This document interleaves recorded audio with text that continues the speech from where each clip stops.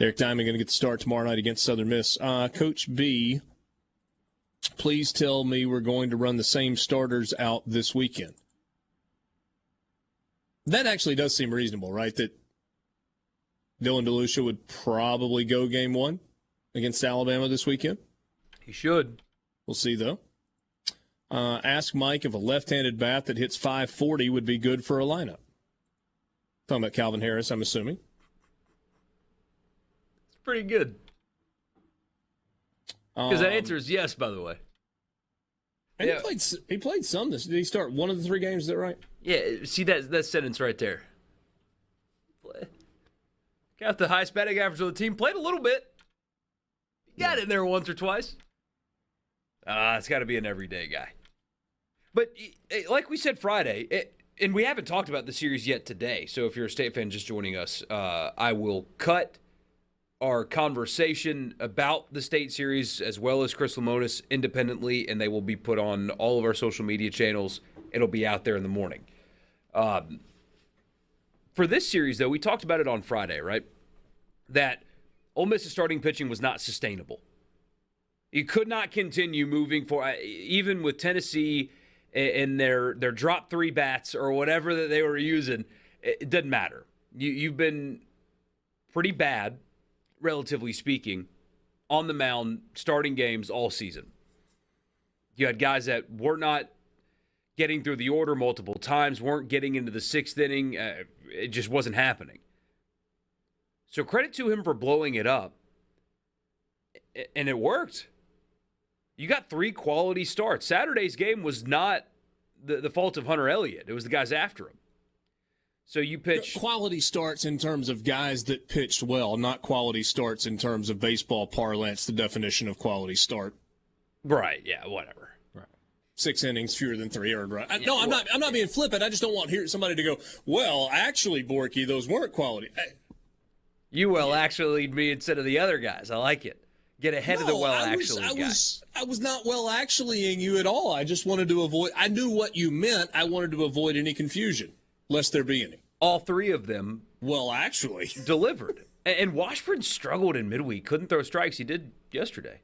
Yeah. Just one walk yesterday? Yeah, you got to give credit where it's due. I mean, you criticize when it's warranted, and I have.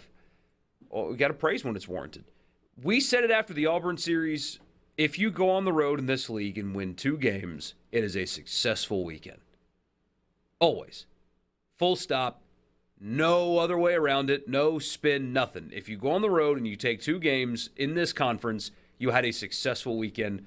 Ole Miss, after getting just pummeled by Tennessee, turns around and delivered a successful weekend. That's what you take away from this weekend. It was a successful weekend. Are there still concerns about the bats? Yeah, absolutely. They didn't start hitting the ball until they got into a bad Kentucky bullpen. But you won 2 games on the road in the SEC. It's a success. And maybe the whole don't get swept on the road, win series at home, it may be more magnified than ever. So Tennessee's off doing its thing, off playing in We're Great land all by itself at 9-0 in the league and 27-1 overall. After that, it's a big old jumbled mess. Arkansas 7-2. They've lost single games each of the last 2 weekends on the road to Missouri and at home to Mississippi State. By the way, Arkansas has won 13 straight SEC series. It might be longer than that. I mean, you want to go back to 19. I think they lost their final series of the weekend, or the regular season in 19. Now you're making me look it up. I got to know. And then you got Georgia at 6-3. Right? So Georgia takes 2 of 3 from Mississippi State on the opening weekend of league play, and then they go to Kentucky and lose 2 of 3, and then they come back home and they sweep Florida this past weekend. Found an answer? Yes, you're correct. They lost that last series to Texas A&M in 2019. There you go.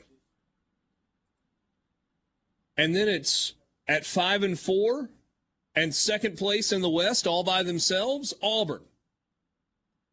And then in the West, you got 4-5 Ole Miss, 4-5 LSU, 4-5 Texas A&M, 4-5 Alabama, 4-5 Mississippi State.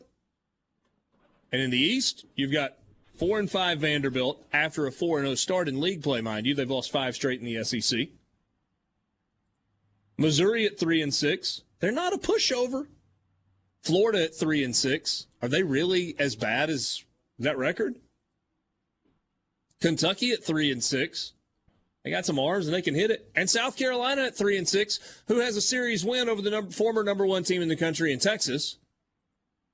And at times has looked good, and at times has not looked good, and they lost a series to Missouri this weekend. They also have a series win over Vanderbilt. That's right. That's right. They lost the first game to Vanderbilt and then won the next 2. Yeah.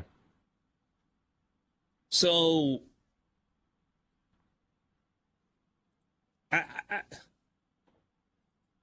there's no reason to think that Tennessee is coming back to earth. They're not going to win every SEC game. They're not going 30-0. I think we all feel safe saying that. But you can't look at their schedule and go, yep, this is the one they're going to lose.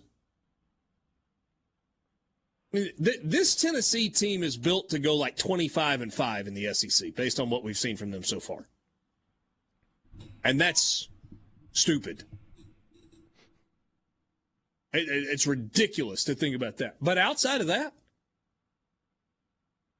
I have no idea who's finishing second in the East. I understand that Georgia currently has a 2-game lead over Vandy and everybody else.